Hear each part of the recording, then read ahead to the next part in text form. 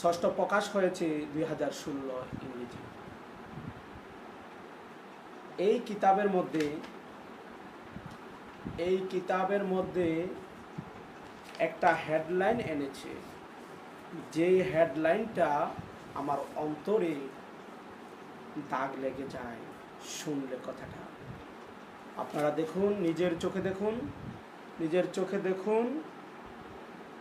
উনি বলতেছে এই হেডলাইনের মধ্যে পৃষ্ঠা নাম্বার 2, নবী লোকের গৌমে অজু ভঙ্গ হইতে কিনা তাহার বিবরণ।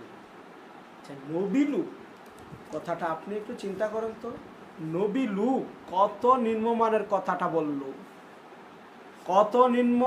কথাটা বলল, সে যদিও এই বইটা একটা আমি মনে করি ভালো, কিন্তু এই কথাটার কারণে এই বইয়ের মানটা অনেক নিচে চলে গেল। কারণ কি, সে নবীর শানে কটূক্তি করেছে। কেন সে বলতে পারে না এই নবীদের, সে বলতে পারে না এই রাসূলদের, সে কেন এই নিম্নমানের কথাটা ব্যবহার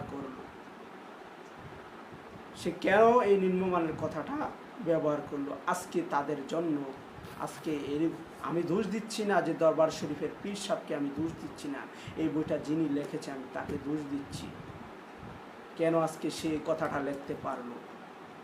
নবী লোক, আমার নবী লোকদের কেন এই কথাটা ব্যবহার করলো?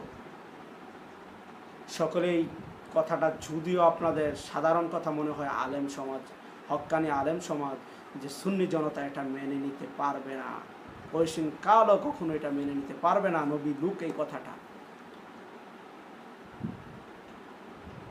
এই সব লোকদেরকে বয়কট করুন, এই সব আলেম সমাজকে বয়কট করুন, যারা নবীর কটূক্তি করে, যারা নবীর শানে কটূক্তি করতে তাদের অন্তর কাঁপে না, দ্বিধাবোধ করে না। তারা স্বার্থের জন্য আজকে এই কথাগুলো বলছে। মধুর লেভেল, ভিতরে বিষ, উপরে লেখা মধুর লেভেল কিন্তু ভিতরে বিষ। তারা নামে সুন্নি নামদারি, তারা ভিতরে কাজ করতেছে ওহাবিয়তের, তারা নজদির গ্রুপের কাজ করতেছে। তাদেরকে বয়কট করুন। এই সব আলেম, আমি বলছি না কোনো পীরকে, বলছি না পীরকে বয়কট করুন, এইসব আলেমদেরকে বয়কট করুন। আমার বাবাও যদি হয়ে থাকে এসব আলেম, আমার বাবাও যদি হয় সেই কথা বলে, আমি সেই বাবাকে আমি বয়কট করব, আমি সেই বাবাকে আমি প্রত্যাখ্যান করব, আমি অস্বীকার করব, এমন আমার বাবা হতে পারে।